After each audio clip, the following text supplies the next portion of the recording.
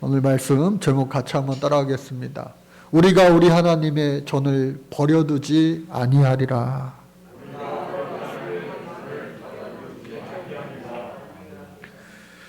밤새 안녕이라는 말이 요즘 정말로 실감나는 때입니다.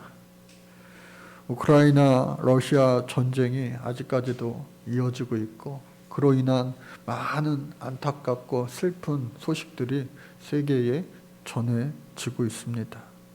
또 뿐만 아니라 울진 삼척을 비롯한 전국의 19개 산불로 인하여서 많은 이재민이 발생하였고 또 많은 심각한 수준의 피해가 발생하기도 하였습니다. 다행히 어제 저녁서부터 또 오늘 아침까지 이어진 단비로, 그야말로 단비로 인하여 모든 그 산불이 전부 다 꺼졌기를 바랍니다. 바라긴 오늘 우리 모든 심령 가운데, 메마른 심령 가운데 은혜의 단비가 우리 모든 심령을 촉촉히 적시는 오늘 이 시간 될 수 있기를 간절히 주의 이름으로 축복합니다. 오늘 성경을 가만히 생각해 보면요, 온갖 방해 공작에도 불구하고 동서남북 우겨싸움을 당하고 또 개인적인 그 생명의 위협, 또 정치적인 위협, 군사적인 위협, 모든 것을 그럼에도 불구하고 하나님 내게 주신 크고 비밀한 일, 성전 재건의 그 사명을 내가 갖고 이 땅에 왔으니 나는 목숨 다하여 주신 사명을 지키리라. 느헤미야가 그렇게 하나님 앞에 고백하고 52일 만에, 남들은 아무리 애쓰고 노력해도 100년 넘게 하지 못한 그 일을 52일 만에 하나님께서 그를 통하여 하게 하셨다. 이 놀라운 사건이 일어난 후에 백성들이 정말로 은혜가 안 될 수가 없는 거예요. 우리가 다 지금 경험한 바인데 이거는 도저히 불가능하고 안 된다고 포기했던 그 일을 단 52일 만에 해내는 자신들의 모습을 보고 또 느헤미야의 모습을 보고 감동이 안 될 수가 없는 거예요. 아, 역시 하나님 살아계시는구나 하면서 백성들이 스스로 수문 앞 광장에 모여서 하나님의 말씀을 들려달라. 그리고 그 말씀을 듣고 회개하고 통탄할 때에 제사장들과 레위인들이 지금은 우리가 울 때가 아니라 지금은 하나님 앞에 기뻐 웃을 때다. 축제의 시간을, 축제의 예배를 하나님 앞에 올려드리자. 기뻐하며 감사하며 그 예배가 끝나고 가난한 자들에게 다 먹을 것과 마실 것을 나누어 주면서 기쁨의 축제를, 은혜의 축제, 사랑의 축제를 다 드린 후에 다시 그 영적인 갈급함 때문에 또 모여드는 거예요. 이튿날 말씀을 듣고 말씀을 연구하는 중에 우리가 지난 1000년의 세월 동안 잘하지 못한 것, 광야 시절을 지나 이 가나안 땅에 들어온 하나님의 놀라운 은혜, 장막절, 그 광야의 때를 잊지 말고 기억하자. 장막절을 또 이들이 은혜 가운데 7일 동안 또 8일째 하나님 앞에 기뻐 감사하며 이 장막절을 무려 1000년 만에 놀랍도록 정말로 최선을 다해 하나님 앞에 올려드렸어요. 그리고 나서 다시 이들이 안 되겠어서 이 그동안의 목마름 때문에, 영적인 갈증 때문에 그랬는지 다시 또 광장에 모여들어서 하나님의 말씀을 읽는 가운데 또 회개하고, 또 회개로만 끝날 것이 아니라 회개를 뛰어넘어 우리가 결단하고 결심하여서 주 뜻대로 잘 살아보자 라고 하는 그런 하나님 앞에 언약을 백성들이 먼저 하나님 앞에 올려드리는 거예요. 모세를 통하여 주신 하나님의 율법을 그동안 우리가 잘 지켜 행하지 못했습니다. 주여, 이렇게 완악하고 이렇게 어리석은 우리의 죄 많은 인생들을 부디 용서하여 주옵소서. 그러나 하나님께서 이미 용서해 주신 거예요.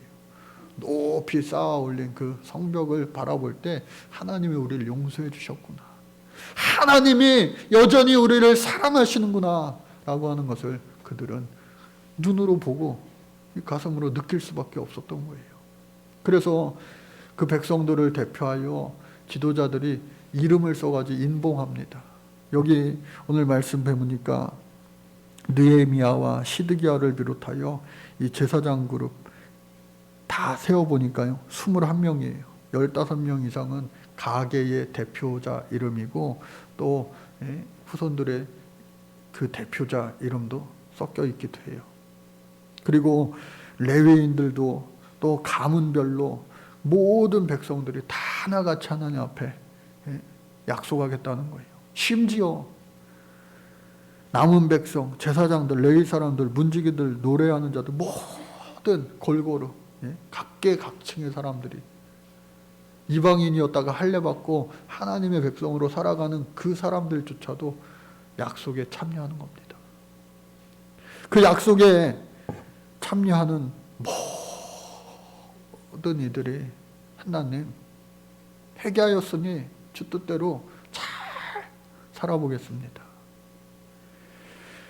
제가 요즘에 대신방을 다니고 있습니다. 갈 때도 마찬가지고요. 가서도 마찬가지고 오히려 돌아와서 더 많은 기도를 하게 되는 요즘이에요. 계속해서 성도님들을 생각하고 그 가정을 생각하면서 하나님 앞에 기도합니다. 그러면서 현실에 뿌리 박힌 영성이라고 하는 책, 유진 피터슨이 쓴 책인데요. 다윗의 일대기를 그리고 그가 만난 사람들, 또 그가 처한 환경들, 처지들, 여건들을 가운데 그럼에도 불구하고 역사하신 하나님의 놀라운 은혜를 기록한 그러한 책인데 거기에 보니까 제사장에 대한 정의가 나와 있더라고요.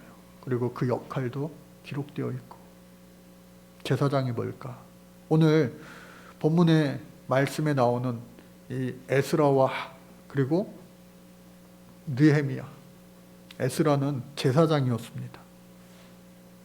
학사 겸, 즉 율법 학자 겸 제사장이었어요. 레위인들 가운데 제사장 가문이 있어요. 아론의 후손들을 비롯한. 근데 이 제사장이 뭘까? 피터스는요, 제사장이란 하나님 앞에서 사람을 나타내고 사람 앞에서는 하나님을 나타내는 존재다. 또 제사장이란 하나님과 인간의 관계를 귀로 듣고 눈으로 보게 만들어주는 사람이다. 또 제사장이란 하나님께 인간들의 소원을 말씀드리고 사람들에게 하나님의 말씀을 제시해주는 존재다. 또 제사장이란 바로 그런 실제, 즉 하나님과의 인간의 모든 관계를 말과 행동으로 드러내는 사람이 바로 제사장이다 라고 정의하고 있어요. 그런 제사장의 역할은 또 뭐냐? 우리는 우리를 구원하시는 하나님을 너무 쉽게 잊어버리고 우리와 함께 하시는 하나님에게서 너무 쉽게 마음이 떠나가기에 우리에게는 하나님을 기억나게 해주고 우리 하나님 앞에 하나님을 들이미는 역할을 해주는 제사장이 필요하다. 바로 제사장의 역할이에요.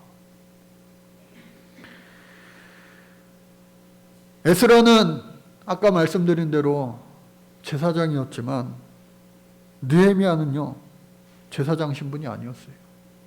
그는 레위인도 아니에요. 레위 지파 사람이 아니라 그는 유다 지파 하가랴의 아들입니다. 오늘날로 굳이 분류하자면 에스라는요 목회자 안수받은 목회자라 할 수가 있고 느헤미야는요 평신도 지도자, 영성 깊은 평신도 지도자였다 말할 수가 있습니다. 구약시대에는요, 이 제사장과 그리고 이 평신도의 구분이 엄격하게 구분되어 있어요. 성소와 지성소가 휘장으로 갈라져 있는 것처럼 엄격했습니다. 그 일을 분간하지 못하는 사람은 하나님이 가차없이 치시기도 했어요. 그러나 예수님이 이 땅에 오신 다음에 예수님이 십자가에서 숨을 거두실 때에 성소와 지성소의 휘장은요, 반으로 갈라지고 말았어요. 찢어지고 말았어요. 즉 성소와 지성소의 구분은 사라졌다고요. 오늘 이 시대에도 목회자와 평신도가 구분되어 있지만 저 하늘나라 천국에 가면요, 저 여러분들 모두가 그 구분이 없이 하나님의 아들이요, 하나님의 딸이 되는 줄로 믿습니다. 그런데 이 에스라와 느헤미야의 기도와 또 말씀의 선포로 말미암아 백성들이 하나님의 그동안 주신 율법, 잊고 지냈던, 잊고 살았던, 알면서도 지키지 않았던 그 율법을 오롯이 다시 잘 지키겠습니다. 회개 이후에 이러한 결단과 결심이 글로써 쓰여지고 자기의 이름을 써서 인봉되어졌다라고 하는 놀라운 역사적인 사건이 오늘 일어나고 있는 거예요. 7가지 약속을 드렸는데요. 첫 번째가 이방인과 혼인하지 않겠습니다. 여러분, 에스라 9장 10장에 이 내용이 고스란히 적혀 있어요. 그리고 에스라가 그 개혁을 한 다음에 어느 정도 그것이 지켜지는 듯 했어요. 이미 살고 있는 이방 사람들과도 막 헤어지기도 했어요. 헤어진 자들의 이름도 기록이 되어 있는 것을 우리가 눈으로 다 성경을 통하여 확인했어요. 그러나 그 이후에 얼마 가지 못하여 에스라와 또 느헤미야도 52일 만에 성벽을 재건하고 12년 동안 총독 생활을 하고 둘 다 페르시아의 부름을 받고 소환되어서 본국으로 자신이 원래 있던 곳으로 갔어요. 지도자의 부재가 얼마나 고스란히 큰 결과를 일으키는지 우리는 이 역사를 통해서도 볼 수가 있는 겁니다. 에스라가 없고 느헤미야가 없고 영적인 지도자들이 부재한 이 상황 가운데 다시 원점으로, 다시 그 죄악의 모습으로 도돌이표를 찍는 거예요.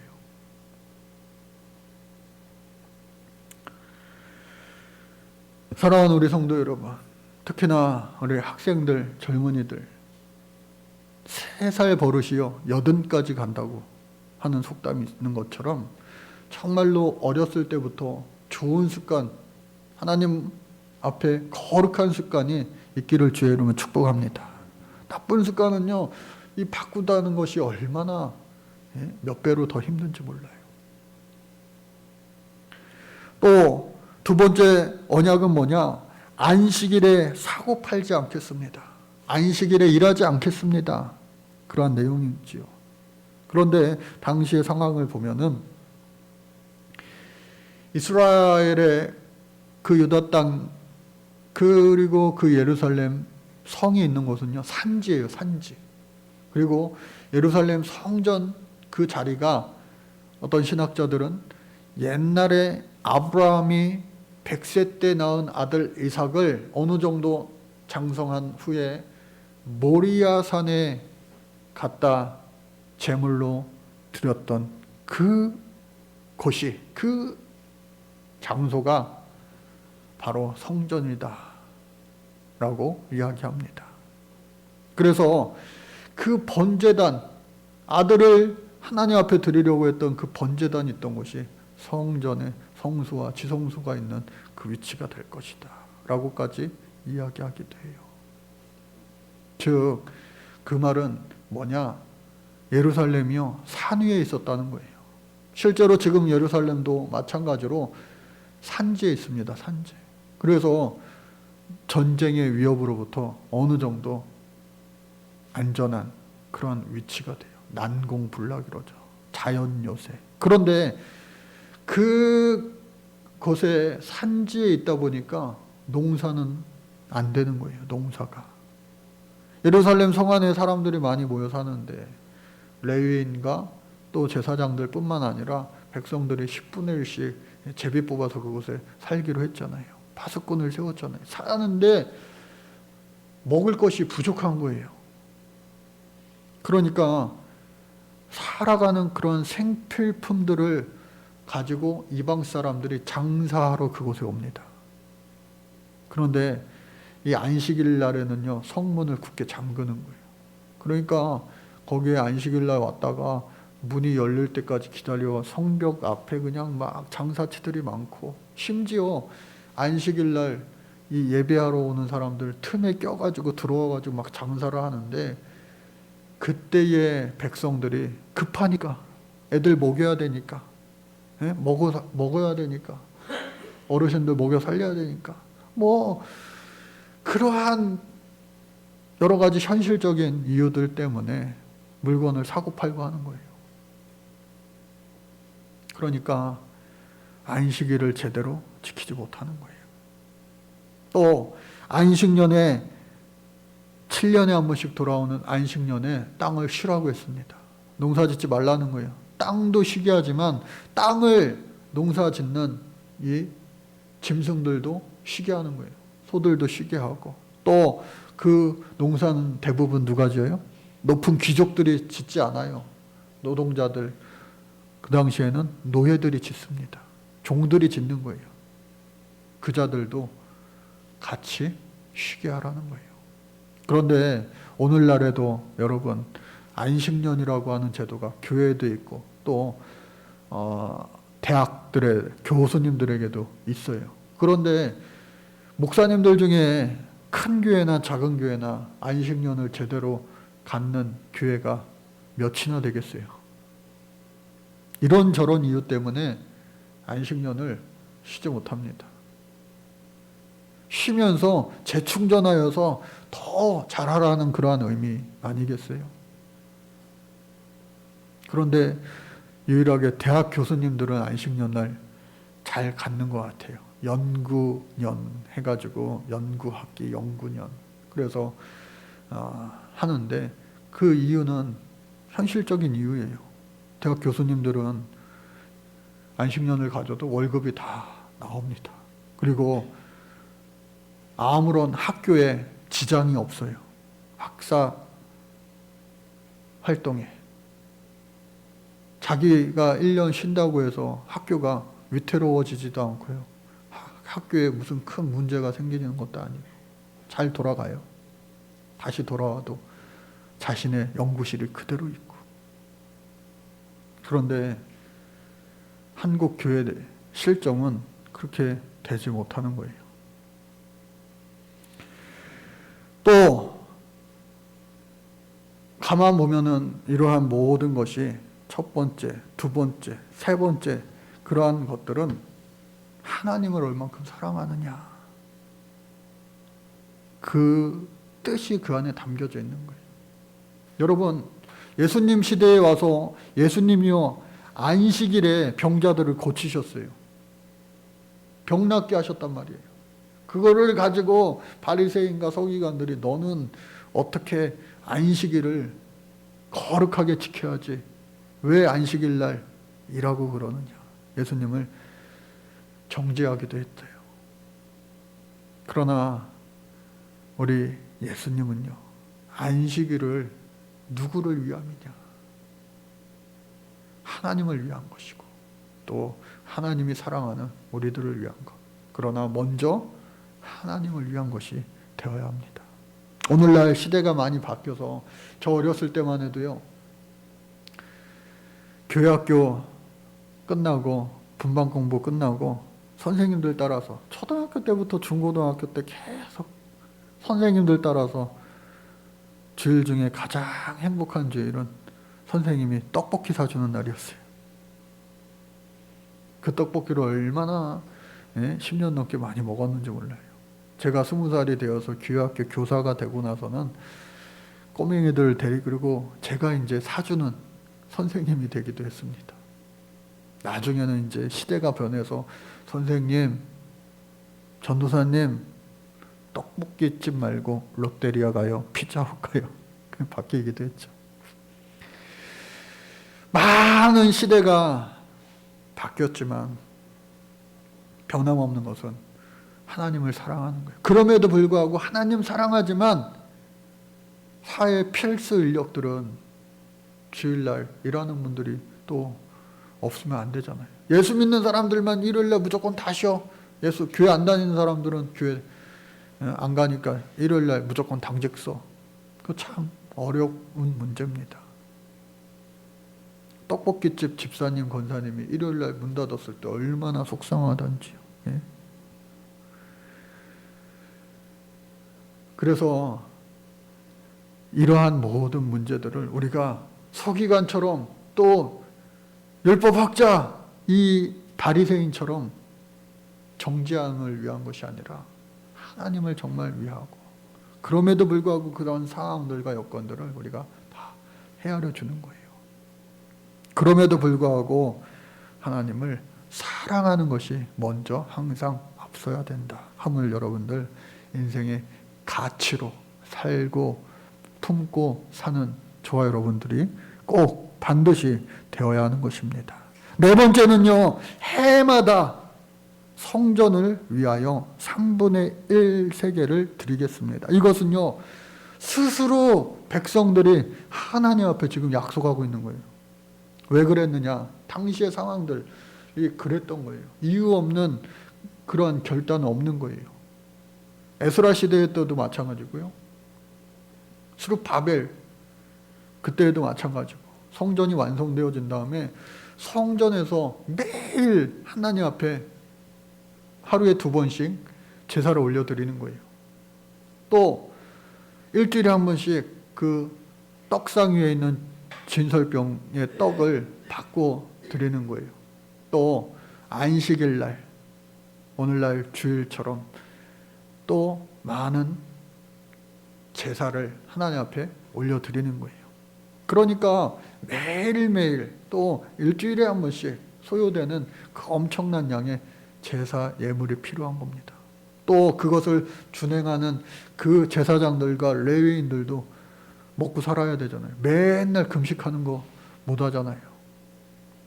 그 사람들이 성전에 그 재정이 부족하니까 다 도망가기 시작하는 거예요. 야반도주하기도 하고. 제사장들과 레위인들도요, 먹고 살아야 되고 자녀들을 키워야 되니까 다 도망가니까 성전에 예배할 사람이 없는 거예요. 백성들이 재물을 갖고 와도 정작 그 재물을 하나님 앞에 올려드릴 제사장들이 없는 거예요. 악순환이죠. 그래서 백성들이 3분의 1세겔, 1세겔은 당시에 12g, 약 12g이 되는 것인데 금인지 음인지는 몰라요.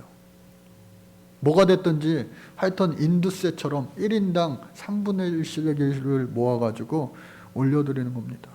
그러면 그것을 가지고 아까 얘기한 것처럼 매일 소재, 밀가루 2.2리터, 기름 0.9리터, 그리고 번제 하루 2번 아침 저녁 희생제물을 흠없는 어린 수양을 제물로, 또 안식일에는 1년 된 어린 수양 2마리 소제와 함께 드리고, 또 월삭 수송아지 2마리와 수양 1마리, 그리고 어린 수양 7마리를 소제와 함께 제물로 드리는 거예요. 포도주를 제물로 더하면 그것은 전제라고 이야기합니다. 그리고 정한절기는 우리가 아는 것처럼 유월절과 맥추절과 장막절, 이 3대 절기와 더불어서 많은 절기다. 얼마나 많은 그 제사들이 있는지 몰라요. 참 제사 많은 집안의 시집간 분들 얼마나 힘들어요. 계속 제사 드리면. 그러니까 그 일을 다른 거 신경 쓰지 말고 너희는 제사 드리는 일에만 신경 써라 했는데 할 수 있는 여건이 안 되니까 다 도망간 거예요. 그리고 성전을 유지 보수하는 비용들도 우리가 그 3분의 1 세겔로 다 하고, 또 특별한 절개는 더하여서 해서 이와 같이 할 것이다. 이것이 나중에 예수님 시대에도 매년 반 세겔씩, 물가가 올랐는지 조금 올랐어요. 3분의 1 세겔에서 2분의 1 세겔로 마태복음 17장 24절에 기록이 되어 있기도 합니다. 또 뿐만 아니라 첫 열매로 하나님 앞에 드리겠습니다. 당시에 감사절도 있지만 모든 첫 열매를 하나님 앞에 드리겠습니다. 왜? 농사 지어가지고 그 처음 창조되는 것들, 없다가 생겨나는 거 아니에요? 그러니까 모든 창조는 하나님의 작품입니다. 그래서 첫 열매뿐만 아니라 더 나아가서 어떻게 해요? 마다들과 그리고 짐승의 첫 새끼는 다 하나님 앞에 또 성전에 올려드리는 거예요. 그래서 처음 것은 주님의 것입니다. 그 유래는 출애굽할 때에 10가지 재앙 가운데 마지막 재앙으로 대표되는 처음 난 것들을 하나님께서 다 죽게 하셨어요. 그러나 문설주에 어린 양의 피를 바르는 그 곳은 뛰어가게 하셨어요. 패스오버, 6월절의 유래죠. 그러니까 어차피 죽을 수밖에 없는데 하나님이 살려주셔서 감사합니다 라고 하는, 하나님 앞에 감사하는 그 의미가 거기 안에 담겨져 있어요. 그래서 그로 말미암아 모든 이 성전 안에 거하는 자들, 제사장, 레위인들, 또 레위인들에게 포함된 그 노래하는 사람들, 성전 문지기들 다 먹고 살게끔 해주는 거예요. 또 뿐만 아니라 11조를 드립니다. 처음 익은 밀의 가루, 여기서 처음은요 레시트라고 하는 히브리어를 쓰는데 말 그대로 처음 난 것, 그런 뜻도 있고, 또 으뜸되는 것, 최상급 좋은 것을 하나님 앞에 드린다 라고 하는 거예요. 이 7가지를요 이스라엘 백성들이 하나님 앞에 언약으로 이미 그 십계명에 포함되어 있는, 율법에 포함되어 있는 내용도 있지만 스스로 자기네들이 이렇게는 해야 되겠다, 우리가 이만큼은 해야 되겠다, 하나님 앞에 스스로 만들어서 하나님 앞에 올려드린 약속이에요. 하나님께서 그것을 받으시고 기뻐하셨겠죠. 오늘날에도 교회들이, 어려운 교회들이, 힘든 교회들이 얼마나 많이 있는지 몰라요. 코로나가 시작되고 아마 더 그런 교회들이 많아졌는데, 목사님들 중에도, 제가 아는 많은 분들 중에도 택배 일을 하고 대리운전을 하고 또 편의점 알바를 하고 그런 분들 많아요. 개중에는 전문직 자격이 있어가지고 하는 분들도 있지만 정말로 그러한 생계를 위한 일들을 하는 분들도 많이 있습니다. 중고생들 과외, 너무 흔한 얘기도 하고요. 그래서 우리가 잘 아는 아인슈타인도요, 우리가 의사라고만 알고 있지만 그는 신학자였습니다. 그리고 오늘날로 이야기하면 전문직 의료 선교사였어요. 목사인과 동시에 또 신학자인과 동시에 그는 의사였다.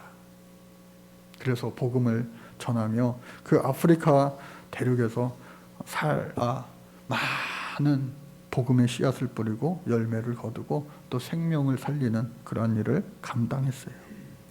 여러분, 이와 같이 백성들이 하나님 앞에 회개하고 결단하고 7가지의 제목을, 약속의 제목을 올려드렸는데 잘 될 것 같아요? 잘 될 것만 같은데 오랜 시간 지나지도 않았어요. 느헤미야가 살아생전에 선포를 하게 되는 선지자, 구약의 마지막 선지자 누구예요? 말라기서를 보니까요,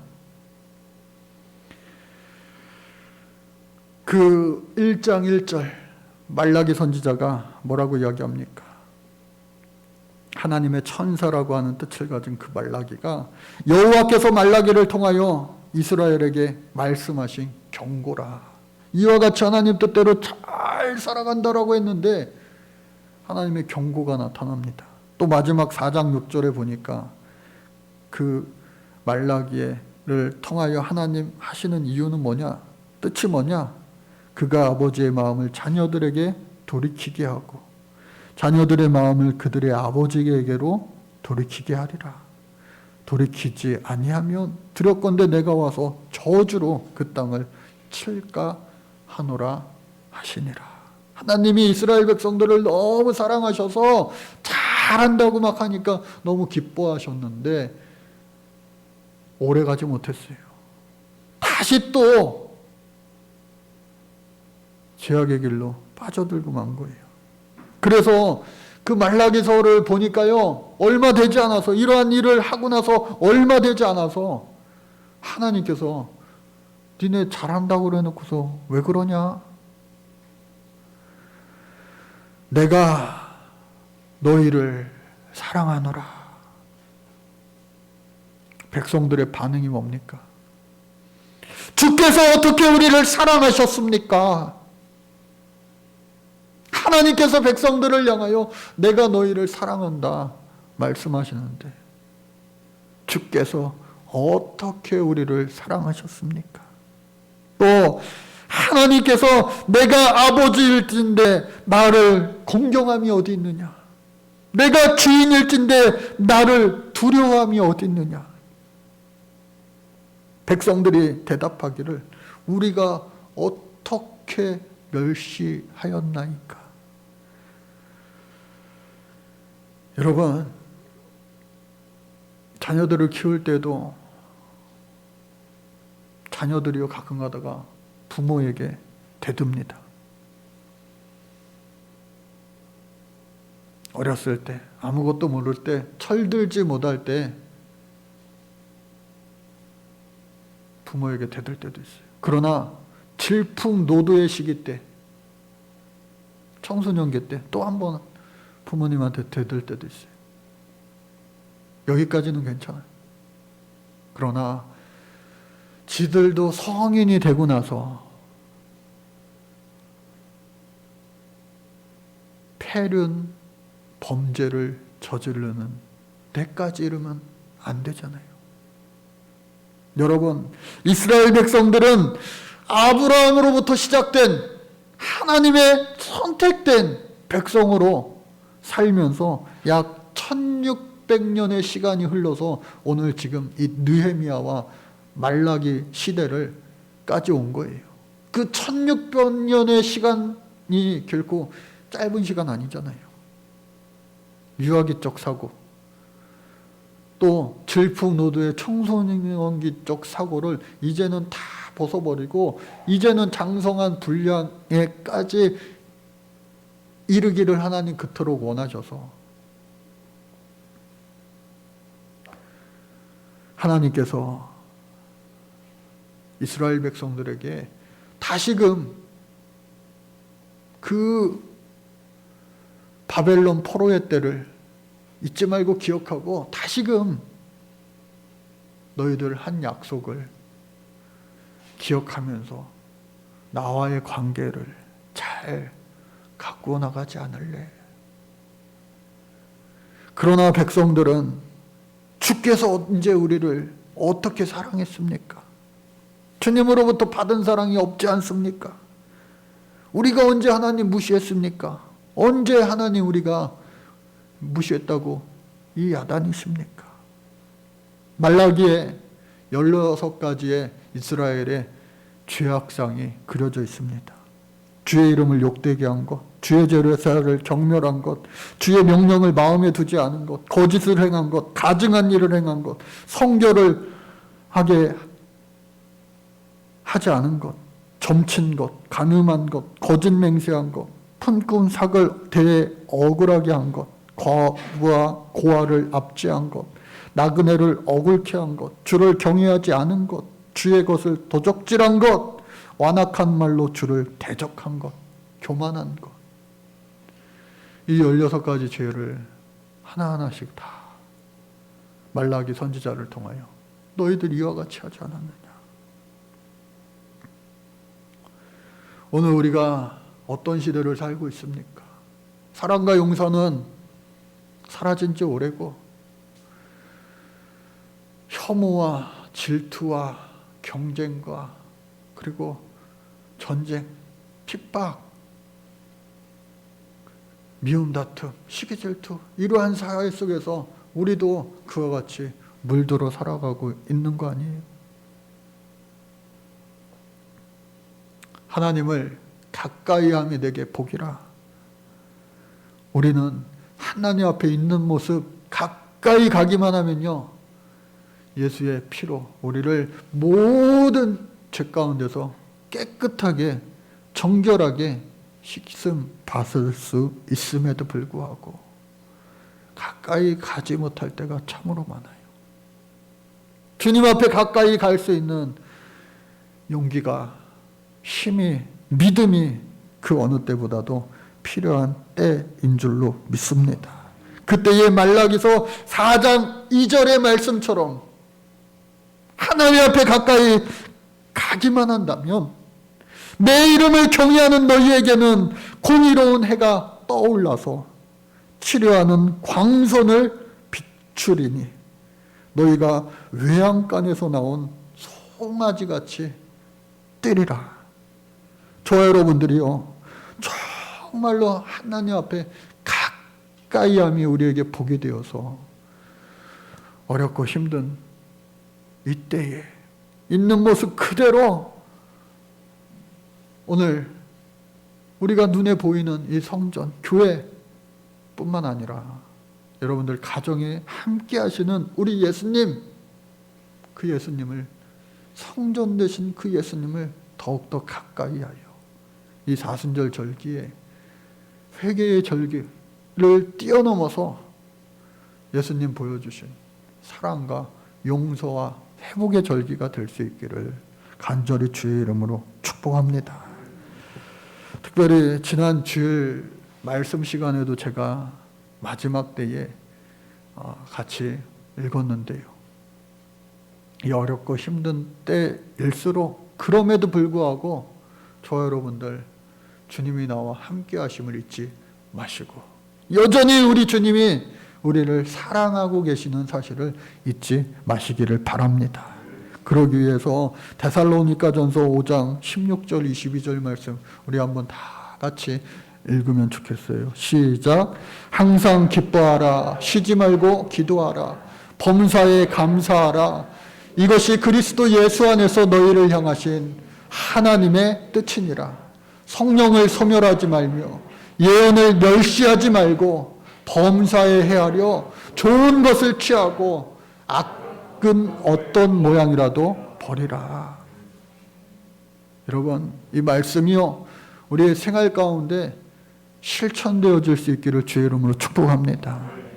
열매 맺지 못한 무화과 나무를 향하여 예수님 저주하셨던 그 사실을 잊지 마시고 언제나 우리가 맺어야 될 그 무화과 열매를 맺어 하나님 앞에 영광 올려드리며 칭찬받을 수 있는 끝까지 살아남는 그루터기의 신앙이 우리의 신앙 되어서 오늘 말씀의 제목을 우리 마음판에 새겨 우리가 우리 하나님의 전을 버려두지 아니하리라. 내 심령의 깊은 곳에 여전히 계시는 우리 하나님의 성전을 여러분 끊임없이 보살펴드리고 가꾸시고 아름답게 보존하며 더 크게 성장시키며 성숙시킬 수 있는 우리 사랑하는 성도님들 되시기를 주의 이름으로 축복합니다. 하나님 감사합니다. 어떠한 상황일지라도 또 길고 긴 광야를 지난다 할지라도 여전히 우리를 사랑하시는 변함없으신 우리 주님의 은혜로 말미암아 넉넉히 이기는 자들 되게 하여 주옵소서.